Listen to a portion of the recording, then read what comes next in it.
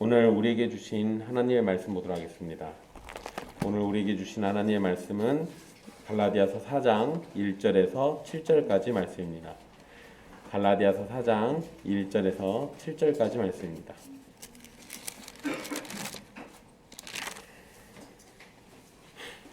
귀하신 하나님의 말씀 받들어서 읽도록 하겠습니다.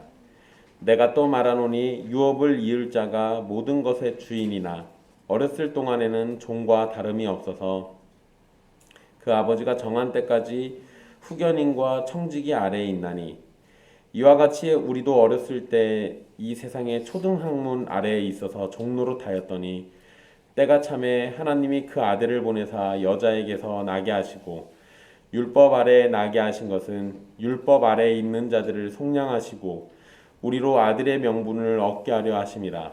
너희가 아들이므로 하나님이 그 아들의 영을 우리 마음 가운데 보내사 아빠 아버지라 부르게 하셨느니라.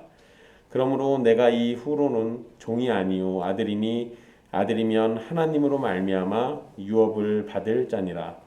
아멘. 이 말씀은 살아계신 하나님의 말씀입니다.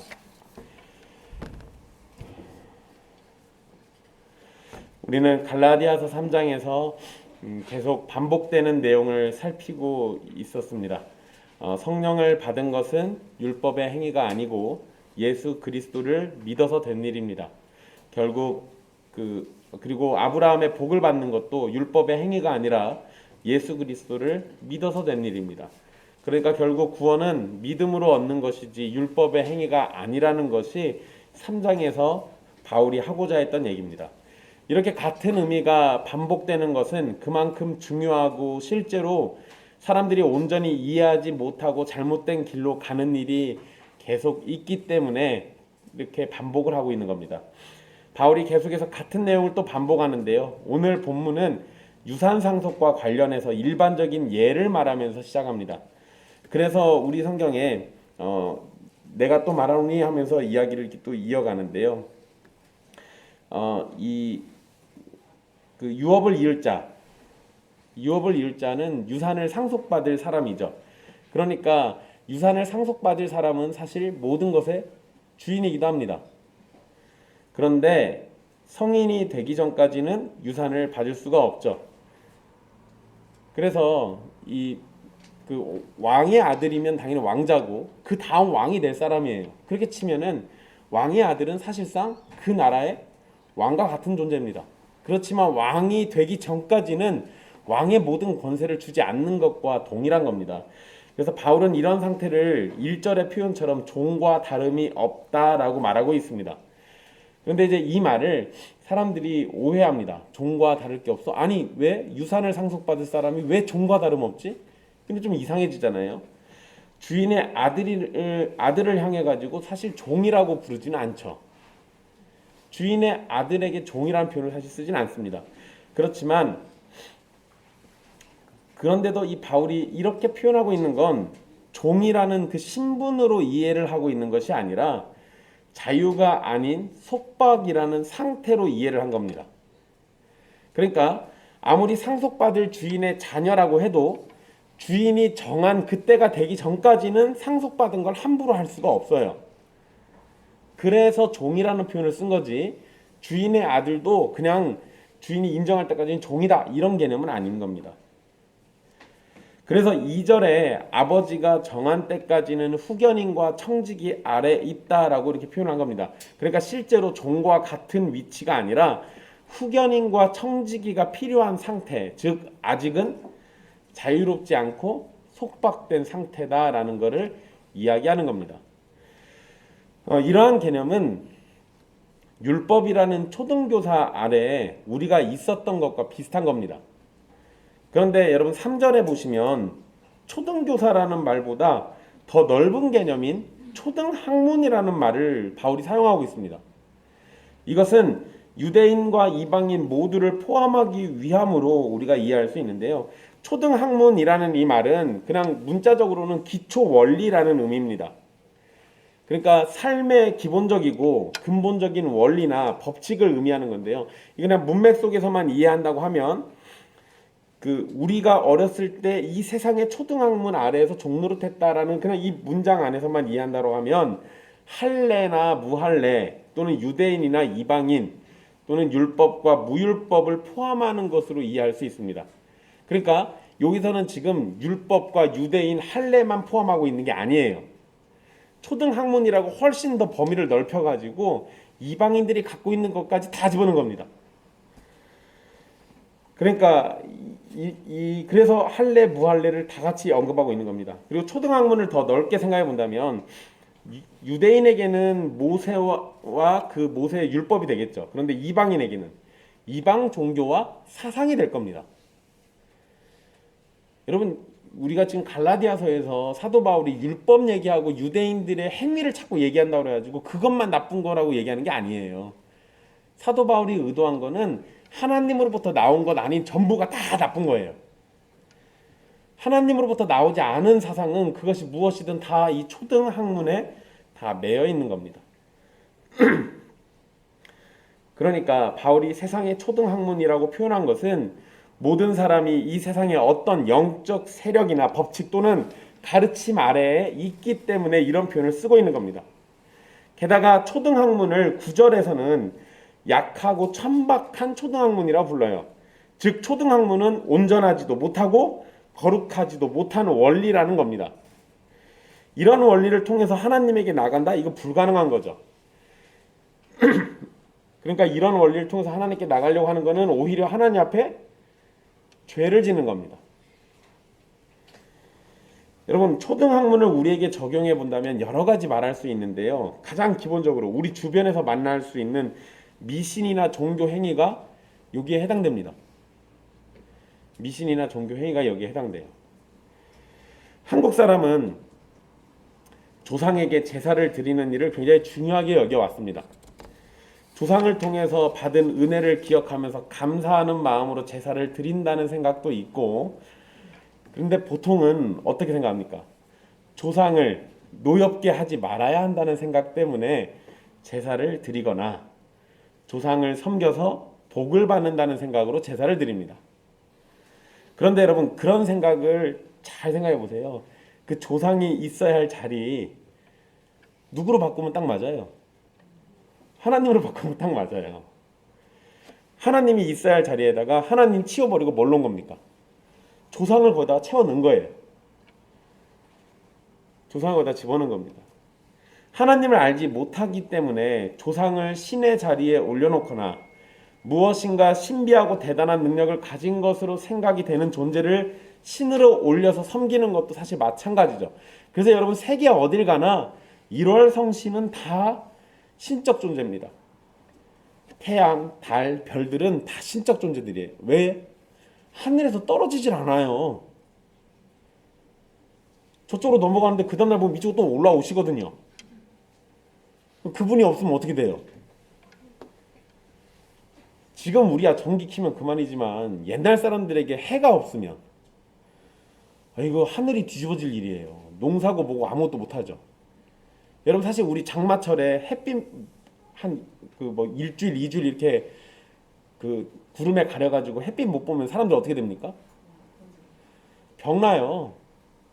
일단 사람들이 정신적으로 병이 나기 시작하고 나중에 육체적으로 병납니다. 그러니까 옛날 사람들 기준에 볼 때는 저 햇님이 어떤 존재예요? 신이에요, 신.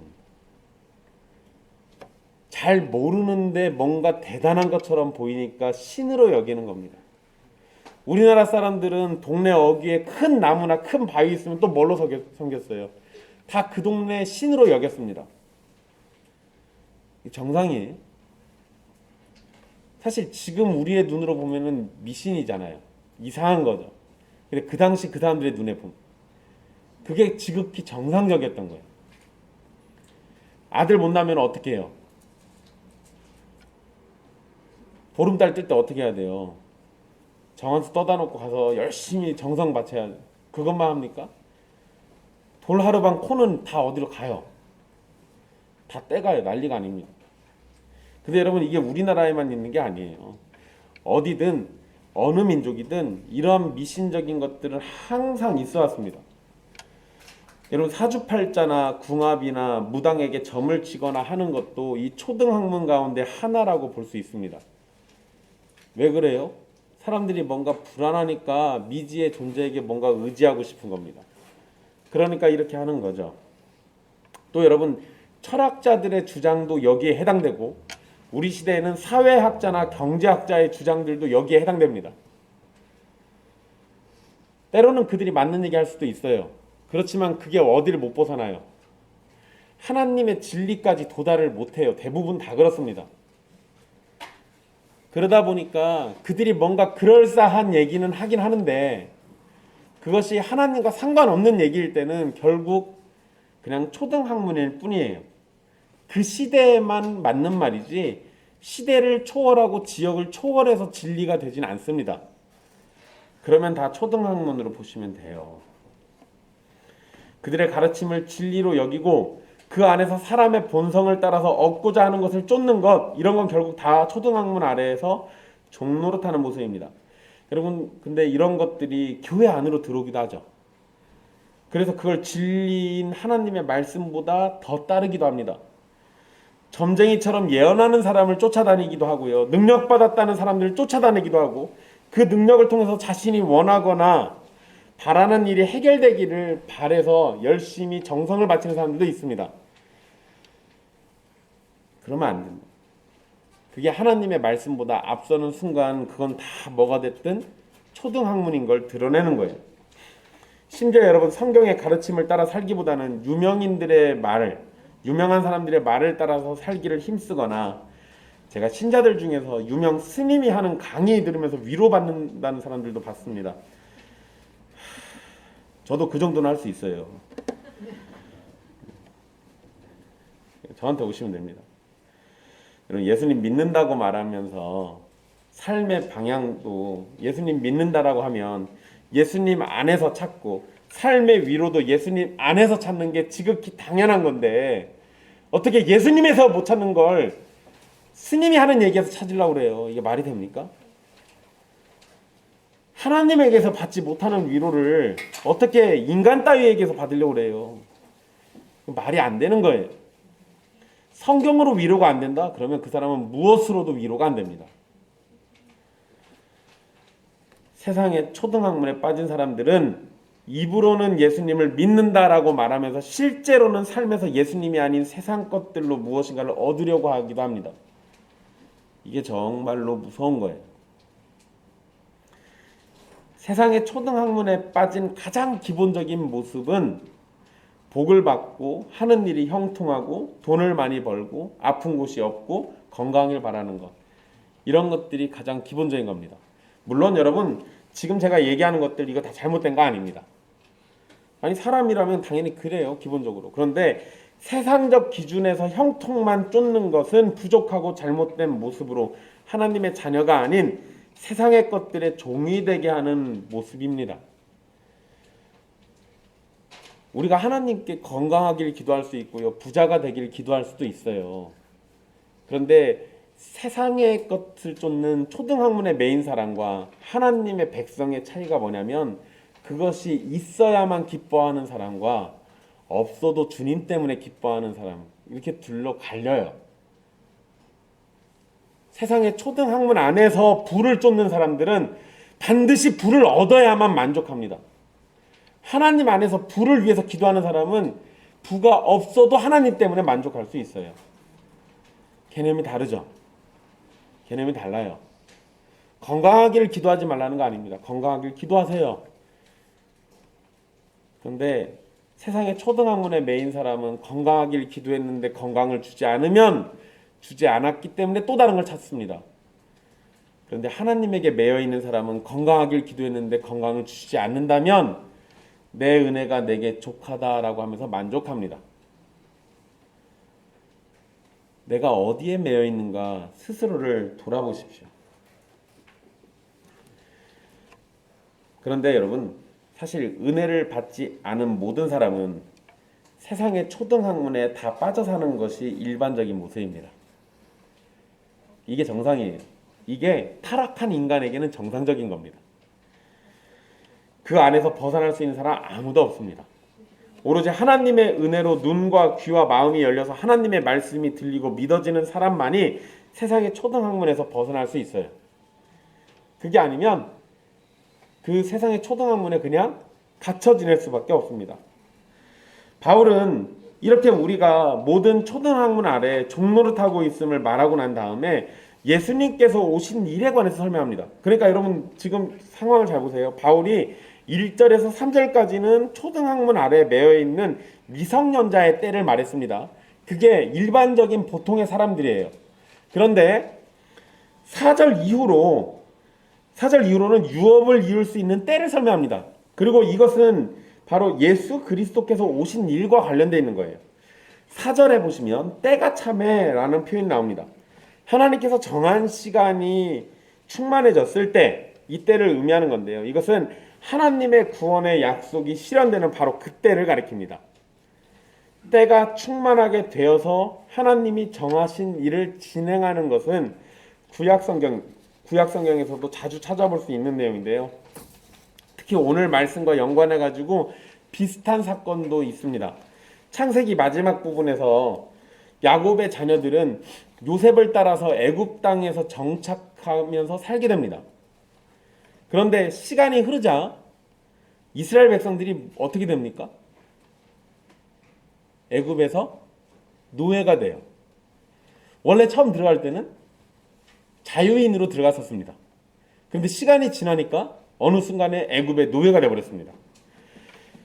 그래서 그곳에서 애굽의 노예가 돼서 비참한 삶을 살게 되죠. 그런데 이 모든 것은 하나님께서 아브라함에게 약속하셨던 일입니다. 그리고 정하신 때가 되니까 어떻게 하세요? 모세를 보내셔서 이스라엘을 애굽에서부터 해방시키시고 그들이 유업으로 받기로 된 가나안으로 떠나게 하셨습니다. 근데 이게 약속이 있었다고요. 아브라함에게 분명히 얘기하셨어요. 횃불 언약 하면서 그때 얘기하신 거예요. 내 자손들 이방 땅에서 객이돼가지고 400년 동안 거기에 살 거야 라고 얘기하셨습니다. 그리고 나서 정말로 때가 되니까 그때가 돼서 하나님이 이스라엘 백성들 데리고 다시 가나안으로 돌아오셨다고요. 결국 이러한 사건들이 우리를 완전히 자유롭게 만드시고 구원받게 하시는 예수 그리스도의 구원 사건과도 연결되는 겁니다. 여러분 생각해 보세요. 아담과 하와가 범죄했습니다. 자, 그러면 구원자를 언제 보내는 게 제일 맞아요? 우리 생각에는 바로 그때 바로 해결해 주셨어야지.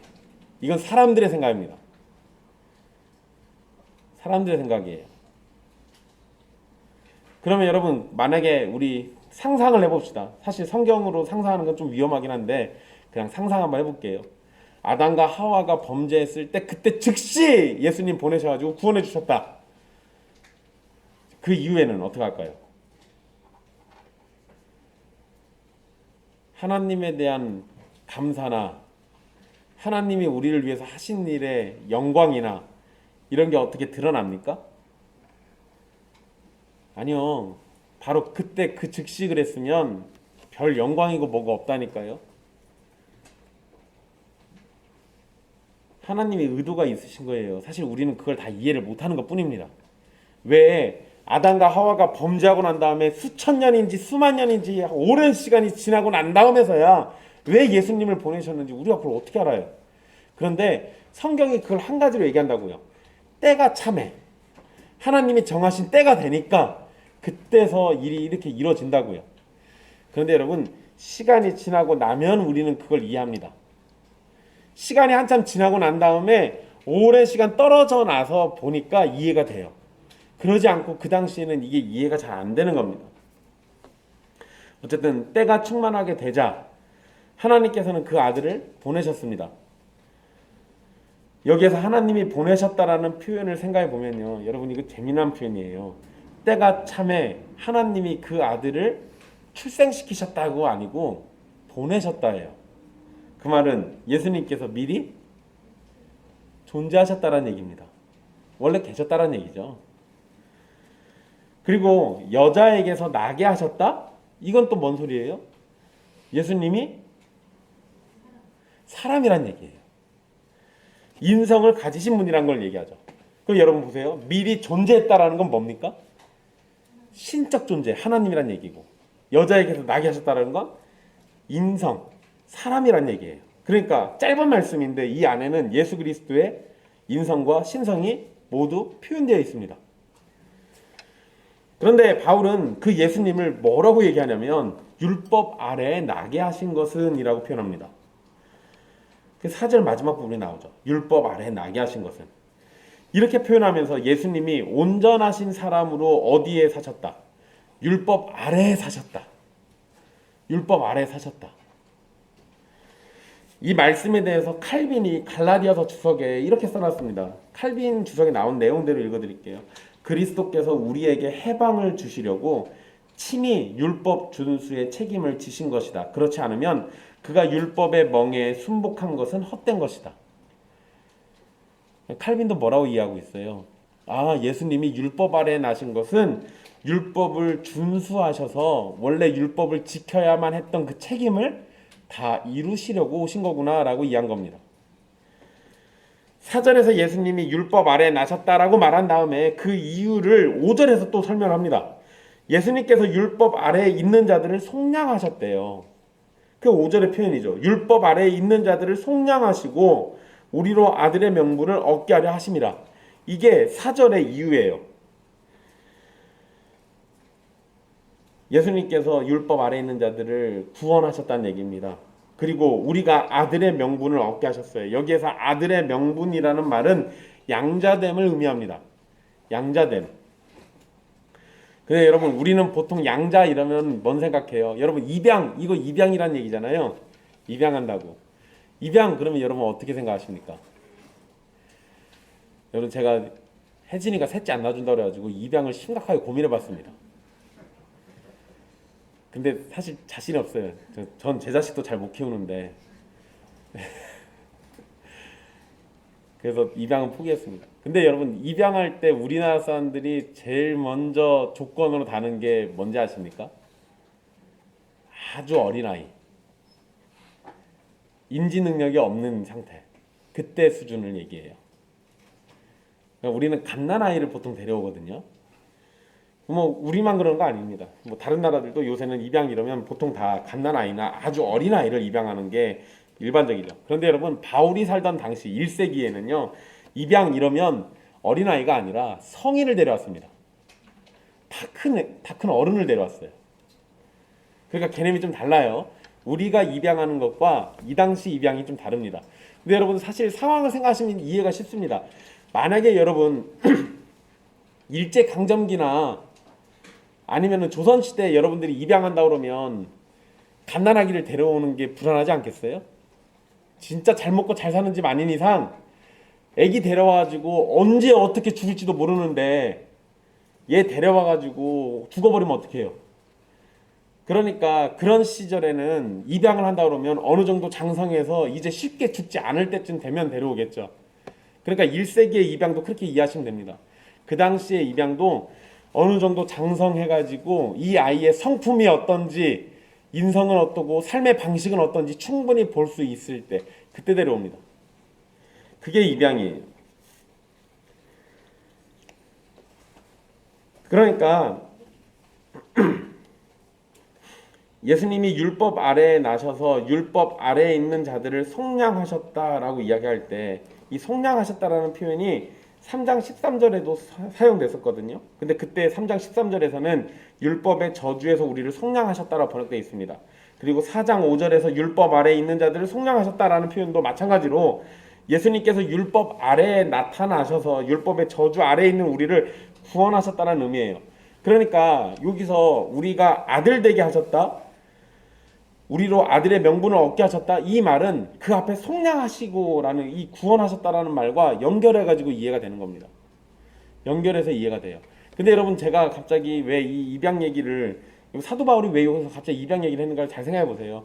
입양은 제가 성인 때 하는 거라고 그랬잖아요. 근데 아까 1절에서 3절은 어떤 상태였어요? 미성년자 상태였어요. 그러니까 그때는 유업을 잊지 못하는 상태인데 입양할 때는 유업을 이을 수 있는 상태인 거예요. 그러니까 바울이 의도적으로 지금 여기다가 입양을 집어넣은 겁니다. 더 이상 누군가에게 속박돼 있지도 않고 자유로운 존재, 그럴 수 있는 상태를 얘기해요. 그런데 그것을 더 명확하게 해주기 위해서 율법 아래 있는 자들을 속량하셨다라는 표현을 먼저 쓰고 있는 겁니다. 율법의 저주 아래에 있는 우리를 구원하시기 위해서 예수님은 친히 그 저주를 받으셨고 십자가에서 죽으셨습니다. 그리고 우리가 하나님의 양자가 되게 하셨습니다. 즉 우리는 하나님께 입양된 자녀들이 되었다라는 거죠. 그런데 이것이 가르치고 있는 것은 성도에게 매우 중요한 진리를 포함하는 겁니다. 하나님께서 예수님을 보내셔서 우리를 구원하신 것은 이제부터 모든 억압을 풀고 매우 자유롭게 마음껏 살 수 있도록 해주신다는 건 아닙니다. 속량이라는 말이 이 그 구속 상태에서 우리가 어디 갇혀 있는 거에서 풀어준다는 얘기잖아요. 그건 그냥 우리가 보통 구원이라고 얘기하거든요. 근데 이 구원이 마음껏 살 수 있도록 만들어준다라는 그 개념이 아니라고요. 만약에 그런 식으로 우리를 구원해 주신다라고 하면 죄로 죽은 우리를 구원해 주셔가지고 또 다른 죄의 구덩이에 빠뜨리게 만드는 겁니다. 왜? 우리는 우리 마음대로 살면 어떻게 해요? 죄져요. 우리는 그냥 우리 마음대로 살면 죄를 수시로 짓습니다. 그게 우리 상태예요. 하나님께서 예수님을 통해서 우리를 구원하시는 일은 우리를 하나님의 양자, 즉 하나님께 속한 자녀가 되도록 만드시는 겁니다. 우리가 구원을 받았다면 이제는 하나님의 가족이 되어서 하나님 안에서 살아가는 것을 의미하는 겁니다. 율법을 지켜서 양자가 된 것이 아니라 하나님이 보내신 아들 예수 그리스도께서 우리를 양자가 되도록 만드셨습니다. 예수 그리스도를 통해서 양자가 되는 길 외에는 하나님의 자녀가 되는 방법이 없습니다. 그러니까 여러분 쉽게 얘기하면 우리 입양되지 않는 이상 하나님의 자녀가 될 수 없다고요.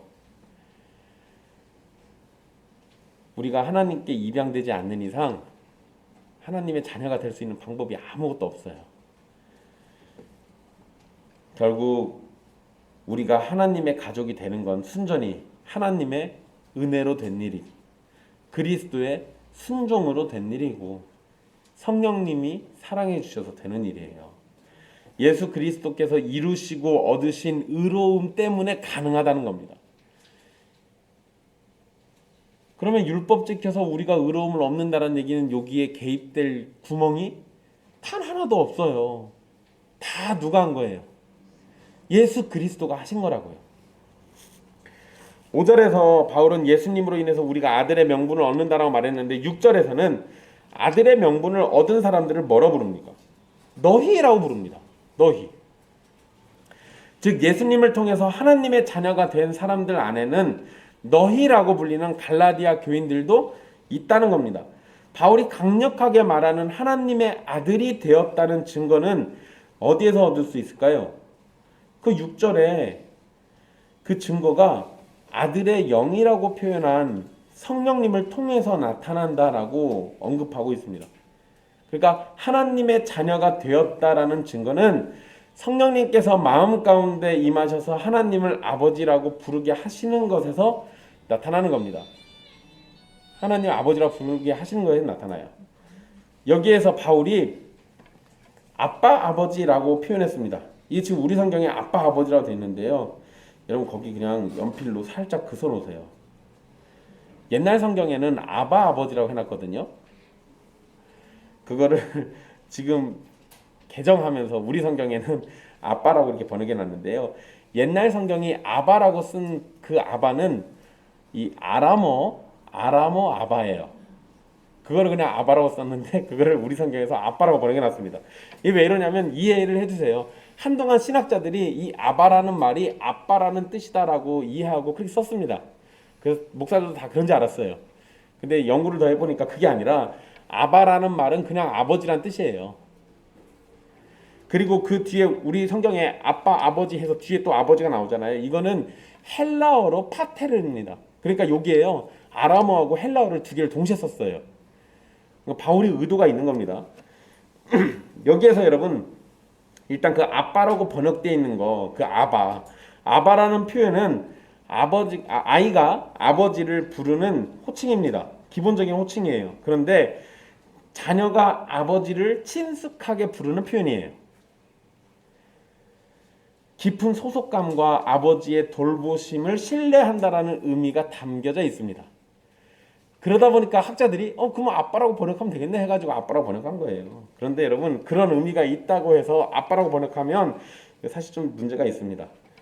아바라는 표현은요, 그냥 아이가 아버지를 부르는 애칭이 아니라 그냥 명칭이에요. 그냥 아버지예요.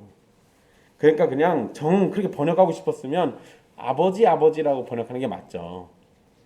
그거를 차마 그렇게 번역을 못하니까 옛날 성경에는 아바 아버지라고 불렀던 겁니다.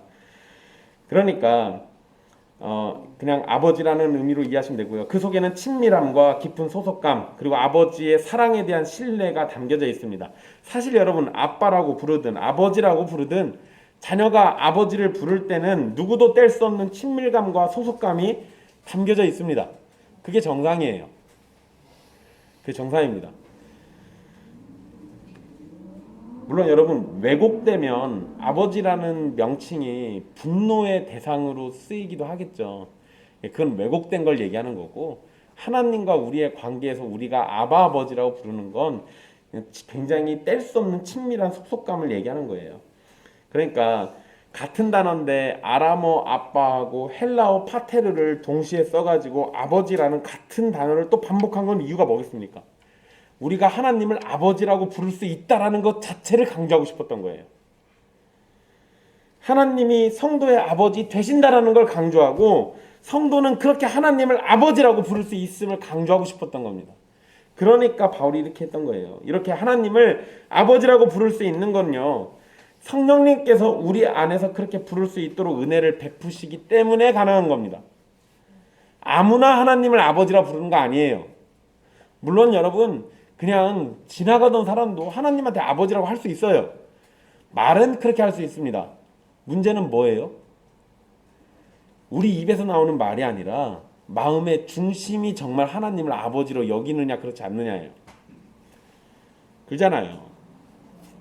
여러분, 예전에 주성이랑 은성이 병원 데려갔다가 나오면요, 그 소아과 입구에 꼭 그 풍선 불어주시는 분들이 있어요.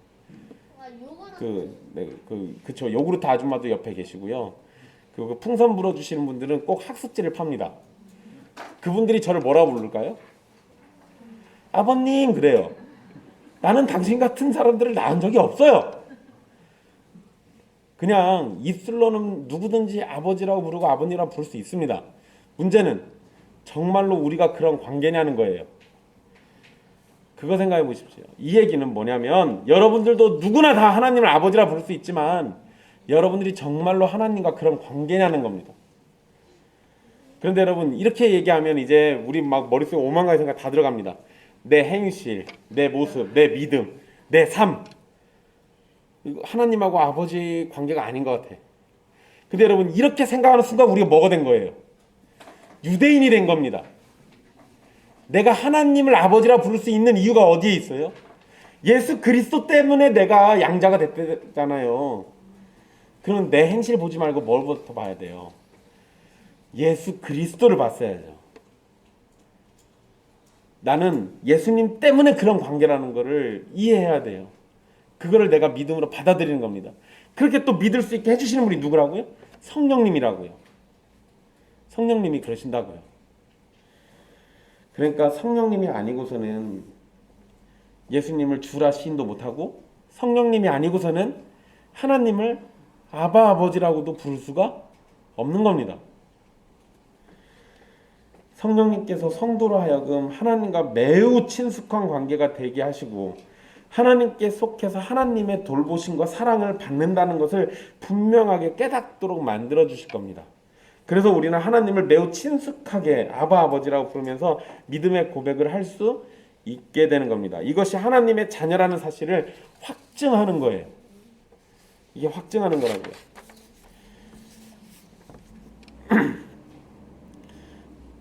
여러분, 제가 한 번씩 주성이랑 은성이 학교에 갈 때가 있습니다. 간식 주려고 가요. 아니면 애들 그 책가방 받으려고 갑니다. 태권도 도장 갈 때 가방 들고 가지 말라고 가요. 제가 학교 앞에 그 주차장에 서 있잖아요. 주성이랑 은성이가 저한테 아빠 하면서 뛰어오겠죠. 근데 재밌는 건 은성이 친구나 주성이 친구가 저한테 아저씨 하면서 뛰어와요. 누가 보면 내가 걔네 아빠인 것 같아요. 제가 약간 단중초등학교에서는 인기가 좀 있습니다. 제가 수시로 먹을 걸 많이 들고 가기 때문에.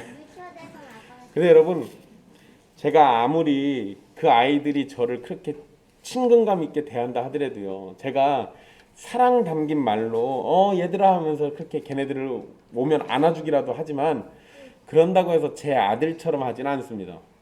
개념이 다르겠죠. 하나님이 세상을 이처럼 사랑하시죠. 맞아요. 악인과 죄인 모두를 사랑하십니다. 맞아요. 그런데 하나님이 악인을 사랑하는 것과 그리스도 안에서 하나님의 자녀들을 사랑하는 건 동일하지 않습니다. 그 사랑을 여러분들이 아시냐는 거예요. 다시 말씀으로 좀 보면요. 여러분 여기서 오해하지 말 게 하나 있습니다. 5절, 6절을 시간의 흐름으로 이해하는 사람들이 간혹 가다가 있습니다. 근데 그걸 시간의 흐름으로 이해해버리면 안 되는데요.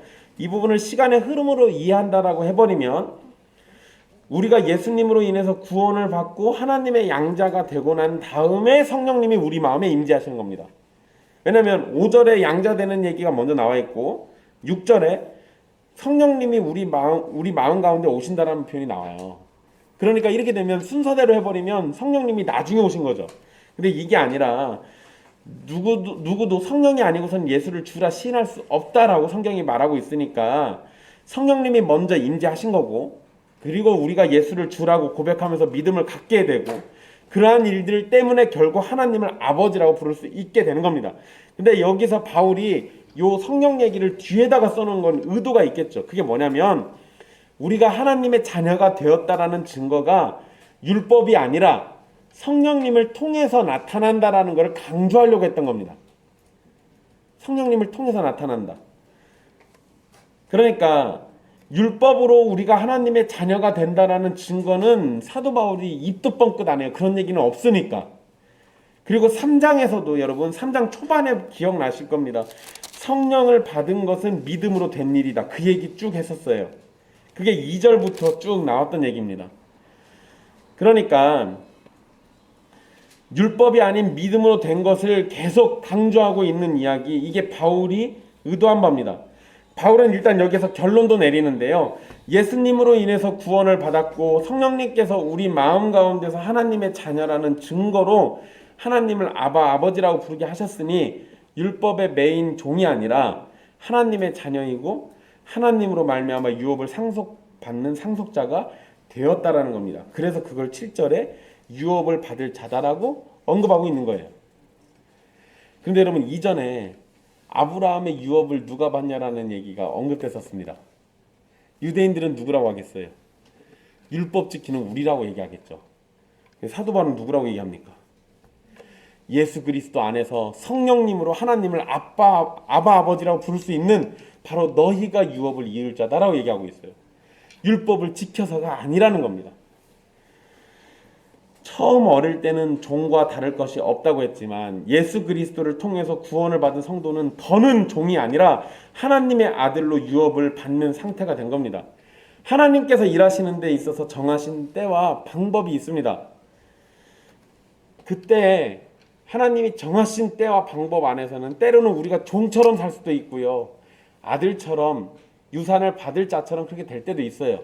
그런데 그때는 우리가 사실 잘 몰라요. 잘 모른다고요. 이걸 달리 얘기해 보면요. 제가 익산에서 사역할 때 굉장히 좋아하던 장로님이 계십니다. 그 장로님께서 저한테 저랑 신앙적인 얘기하는 걸 참 좋아하셨어요. 그분이 난데없이 저한테 그러는 거예요. 제가 그때 전도사였어요. 내가 우리 전도사님처럼 젊은 나이에 예수님 믿었다면 얼마나 좋았을까 그러시는 거예요. 장로님 언제 예수님 믿으셨어요? 그랬더니 50대 후반쯤에 믿으셨대요.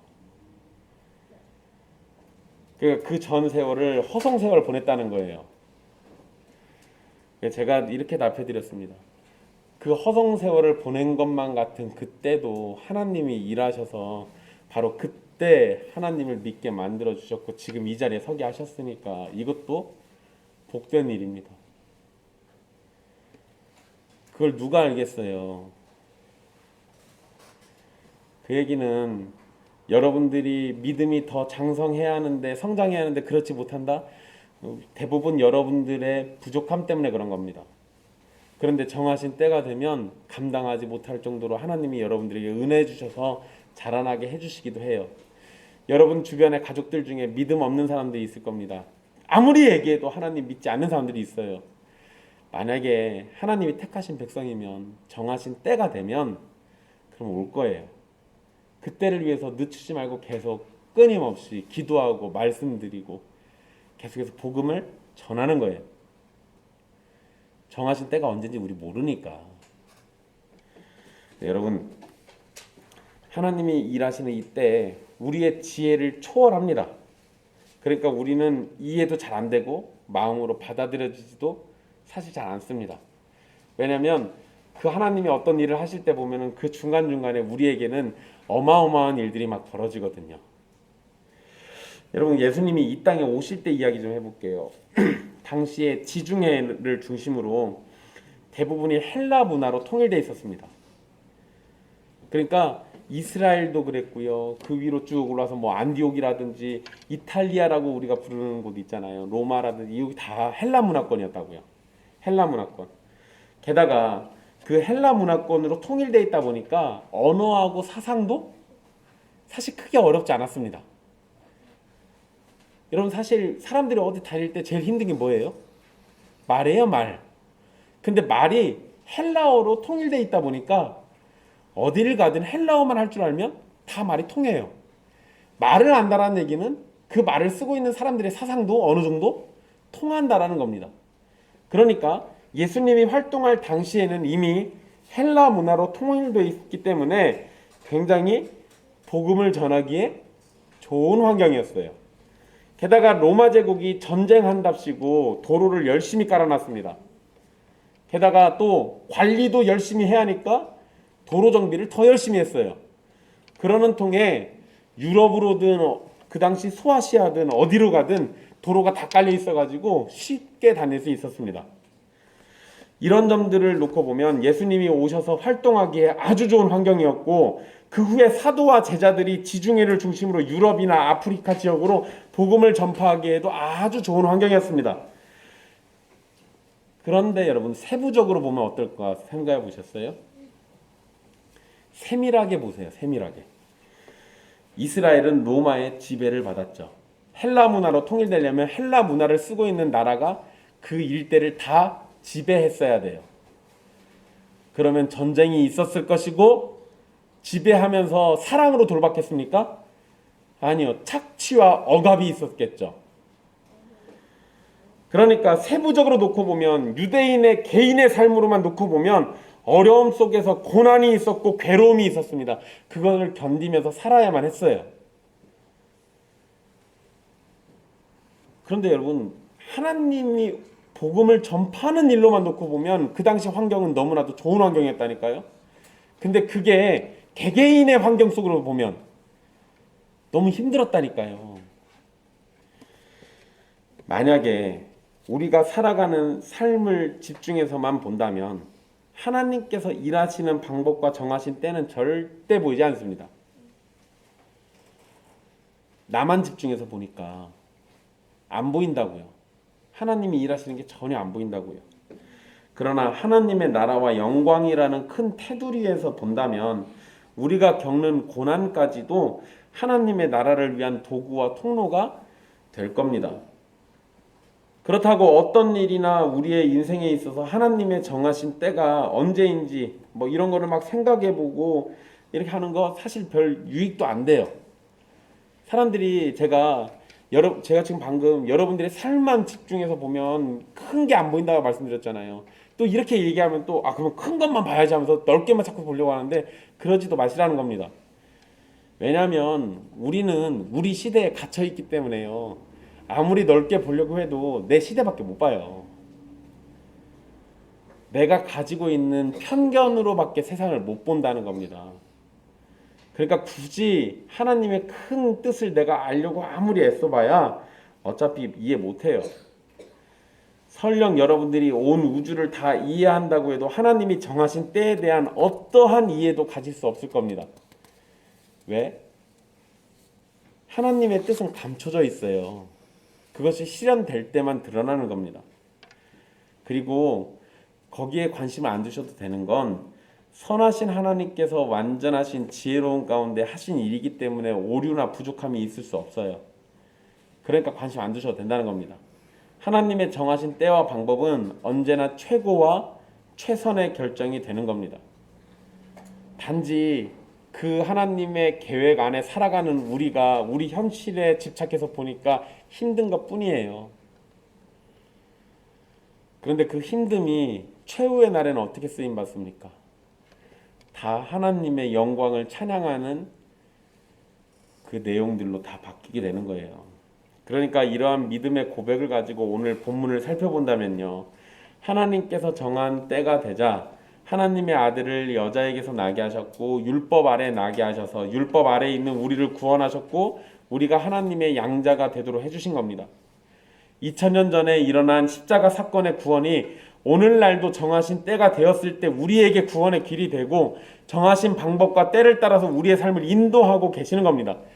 이러한 일들은 선하신 하나님이 결정하신 시간이 되어서 이루어졌고 정하신 방법을 따라서 완전히 성취되어 하나님의 영광을 드러내는 겁니다.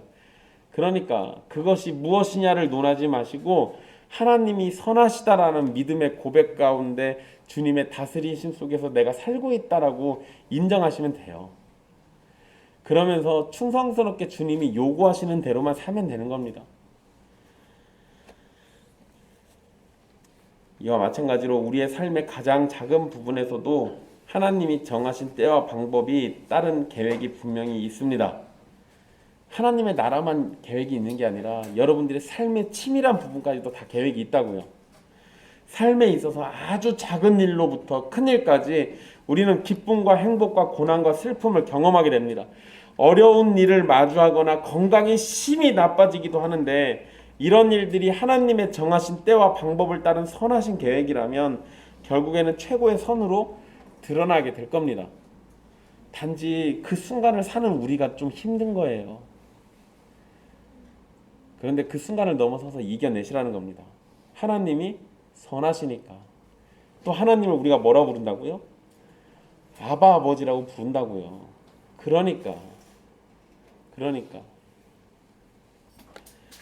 사랑하는 형제 자매 여러분, 정하신 때가 되어서 예수님이 오셨고 완전한 인간으로 율법의 모든 요구를 이루시고 우리를 대신해서 죽기까지 하셔서 우리를 구원에 이르도록 해주셨습니다. 그리고 그 일을 성령님을 통해서 우리 안에 성취하시고 또한 성령님이 구원의 증거로 하나님을 아바 아버지라고 부르도록 해주십니다. 이 모든 일은 율법의 행위가 아니라 순전히 하나님의 은혜와 사랑으로만 가능한 일입니다. 우리에게 요구되는 것은 그것을 믿는 것이고 믿음 안에서 순종하는 것뿐입니다. 여러분이 믿음으로 하나님을 바라본다면 우리의 삶 속에서 하나님의 정하신 때를 따라서 일들이 나타남을 믿으시고 고난과 괴로움 속에서도 선하신 하나님이 정하신 때가 되면 우리의 아픔과 슬픔과 괴로움을 위로해 주실 것을 바라보시면 됩니다. 온 세상이 여러분을 배신하고 떠난다고 하더라도 아버지 되시는 하나님께서는 그의 아들과 아들의 영이신 성령님과 함께 우리를 사랑하심을 잠시도 멈추지 않으실 겁니다. 우리를 사랑하시는 하나님께서 우리를 종으로 삼지 않으시고 자녀로 삼아주신 것을 통해서 우리는 이미 받을 수 있는 최고의 사랑과 은혜를 누리고 있는 겁니다. 그 영광과 가치를 온전히 바라보고 주님의 사랑의 손길로 여러분의 삶이 위로와 평안이 가득하기를 바라겠습니다. 주님께서 우리의 눈에서 눈물을 닦아주시고 친히 위로해 주시는 날을 소망합니다. 그날이 되면 우리의 모든 아픔과 슬픔과 괴로움이 다 위로받을 때가 올 겁니다. 지금 이 순간 오늘을 사는 여러분들은 힘드실 겁니다. 그거는 어느 누구도 위로가 쉽게 되지 않을 거예요. 그런데 하나님이 우리 아버지시라고요. 정상적인 아버지라면 자기 자식 잡아먹는 아버지 없습니다. 절벽에서 밀어도 아버지가 미는 데는 다 이유가 있는 거예요. 그 아버지가 우리를 사랑하십니다. 기도하겠습니다.